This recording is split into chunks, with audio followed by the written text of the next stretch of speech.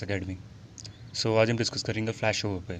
Flash over होता क्या है, इसकी क्या स्टेजेस होती है, इसके टाइप्स क्या होते हैं, और एक जो मिसकंसेप्शन है फ्लैश ओवर और बैक ड्राफ्ट के बीच में, इसमें हम डिफरेंस देखेंगे। So let's get started. So see, first of all flash over होता क्या है। फ्लैश ओवर एक बहुत ही हैजर्डस कंडीशन है जो कि आपको कंपार्टमेंट फायर में देखने को मिलेगी। अभी कंपार्टमेंट फायर आप कह सकते हैं कि एक पर्टिकुलर रूम में, क्लोज रूम में, जहाँ की जो वेंटिलेशन कंडीशंस है वो बहुत नॉर्मल हो, वहाँ पे आपको देखने को मिल सकता है फ्लैश ओवर। तो फ्लैश ओवर की अगर आप डेफिनेशन पे जाएंगे तो फ्लैश ओवर मतलब होता है कि अगर आप पे कोई एक ये रूम है, फॉर एग्जांपल आप रूम कंसिडर कीजिए इसे, ठीक है। इसमें आपके पास एक ए फ्यूल है जो बर्न हो रहा है और बी फ्यूल है जो बर्न नहीं हो रहा है।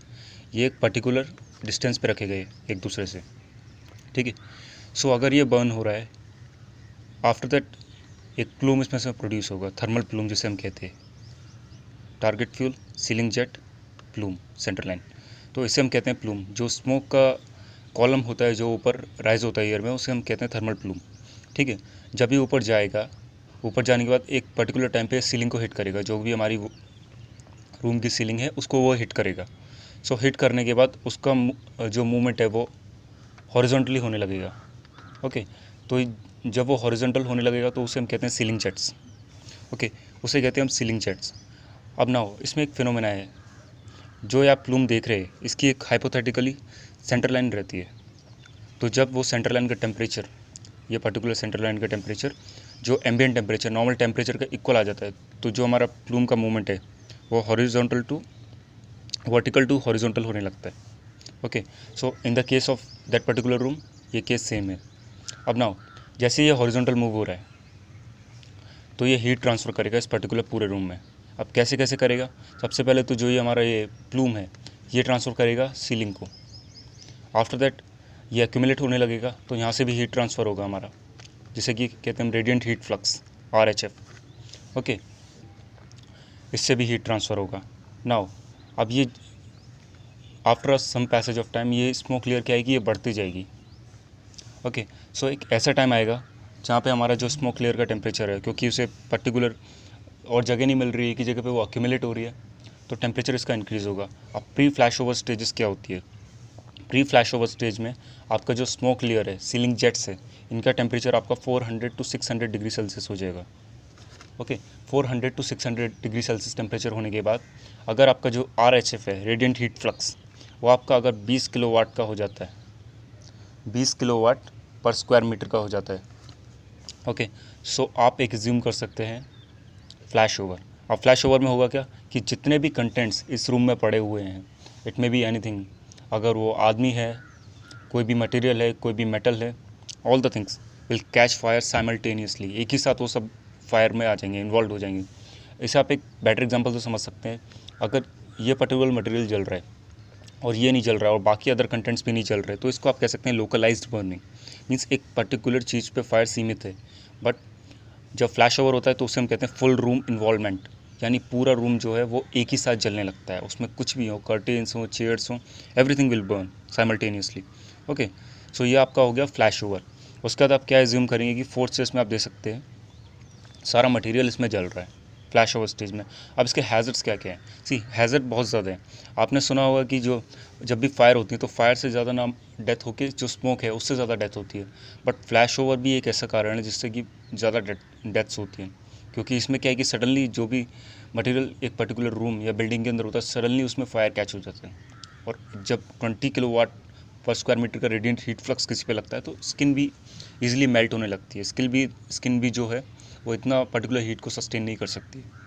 सो दैट्स वाई ये बहुत डेंजरस है। सो जो हमारे फायर फाइटर्स रहते हैं, they already trend in all these things, उनको बताया जाता है कि फ्लैश ओवर के सिम्टम्स क्या हैं, प्री फ्लैश ओवर स्टेज के बारे में बहुत अच्छी उन्हें नॉलेज दी जाती है ताकि वो इन सब चीज़ों से बचें। सो नेक्स्ट टॉपिक में हम आते हैं कंडीशंस फॉर फ्लैश ओवर। सी, दो मेन कंडीशंस हैं। आपका जो सीलिंग जेट है उसका टेम्परेचर 500 टू 600 और 400 टू 600 के बीच में अगर है तो वो हो सकता है। अब इतना डिफरेंस क्यों, अब देखिए मटेरियल्स बहुत टाइप के हो सकते हैं किसी भी रूम में। कुछ मटेरियल्स वुड के हो सकते हैं, कुछ क्लॉथ्स के हो सकते हैं। जैसा कि मैंने लास्ट वीडियो में डिस्कस करा था, सबका बर्निंग कैरेक्टरिस्टिक्स डिफरेंट है। अगर आप फायर टेस्टिंग की स्टडी करेंगे तो सबका बर्निंग कैरेक्टरिस्टिक्स डिफरेंट है, सबका heat release rate HRR different है, okay. So that's why difference है, क्योंकि डिफरेंट मटेरियल्स और डिफरेंट रेट से वो बर्न होंगे। ठीक है। तो conditions for flash over, first of all आपका जो स्मोक लेयर है उसका टेम्परेचर होना चाहिए around 500 to 600 degree Celsius and the radiant heat flux RHF 20 kilowatt per square metre का होना चाहिए। तो आपकी फ्लैश ओवर की कंडीशंस पूरी रहती हैं। अब टाइप्स ऑफ फ्लैश ओवर को हम बेसिकली 4 टाइप्स में डिवाइड कर सकते हैं, ठीक है। अब कौन कौन सा कर सकते हैं? Lean flash over, rich flash over, delayed flash over और हॉट रिच फ्लैश ओवर। तो ये हमारे 4 टाइप्स के फ्लैश ओवर हैं जो सिमिलर रहते हैं। इनका थोड़ा मैकेनिज्म डिफरेंट रहता है। समटाइम्स हमारी जो स्मोक लेयर है वो पहले फायर कैच करती है, समटाइम प्लूम में भी आपको कुछ एम्बर्स दिख सकते हैं। तो ये इनके 4 टाइप्स हैं। I make sure that next time if someone interested means I can make a separate video on that topics for flash overs and how they react. Now एक यहाँ पे हमारे पे ग्राफ है जिसे हम समझ सकते हैं इजीली। फ्लैश ओवर और बैक ड्राफ्ट कब कब होते हैं। सी, ये पर्टिकुलर लाइन आपका टेम्परेचर शो कर रही है, ये टाइम शो कर रही है। सो आप देख सकते हैं कि F and B, this is flash over, this is back draft. ये ग्रोथ स्टेज है हमारी फायर की, ये फुल्ली डेवलप्ड स्टेज है एंड डिकेइंग स्टेज। तो आप देख सकते हैं कि जब भी फ्लैश ओवर होगा वो ग्रोथ स्टेज में होगा। ऑन द अदर हैंड जो बैक ड्राफ्ट है वो आपकी डिकेइंग स्टेज में होगा, जब फायर बंद होने वाली होगी, ख़त्म होने वाली होगी। सो यहाँ पे एक बहुत बड़ा मिसकंसेप्शन है कि लोग जो फ्लैश ओवर है और बैक ड्राफ्ट को सेम बोलते हैं, जबकि ये सेम नहीं है। सी, बैक ड्राफ्ट में हम बात करेंगे तो बैक ड्राफ्ट बेसिकली होता क्या है, इसका जो अदर नेम है वो उसे कहते हैं हम स्मोक एक्सप्लोजन। ओके, जब भी हमारा कोई रूम है, फायर फाइटर्स एंट्री लेते हैं कभी कभार फायर एक्सटिंग्विशिंग एक्टिविटीज़ के लिए या फिर रेस्क्यू के लिए। सो एट द टाइम जब वो गेट को ओपन करते हैं तो सडनली वहाँ पे एक एक्सप्लोजन होता है जिसमें कि स्मोक, आपका हाई अमाउंट ऑफ स्मोक निकलता है, कभी कभार फायर्स भी निकल सकती हैं उसमें से। तो ये क्यों होता है? सडनली अगर कोई रूम है जिसमें कि जो फायर है वो स्मॉल्डरिंग स्टेज में है। अब देखिए कंबशन जो होता है, कंबशन या फायर आप कह लें, ठीक है, या आप 2 स्टेज में से बांट सकते हैं। एक तो होती है स्मॉल्डरिंग स्टेज, एक होती है फ्लेमिंग स्टेज। ओके, अब स्मॉल्डरिंग का अगर आप एग्जांपल लेंगे, सबसे बेस्ट एग्जांपल यहाँ पे कोल है। आपने कोल को बर्न होते देखा होगा। ओके, अगर उसमें फ्लेम दिख भी नहीं है तब भी वो रेड कलर का दिखता है।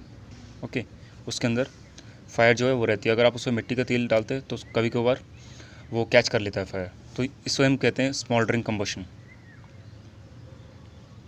और जो कंबशन फ्लेम्स के साथ हमें दिखता है, नॉर्मल कंबशन जो कहते हैं, उसे कहते हैं फ्लेमिंग कंबशन।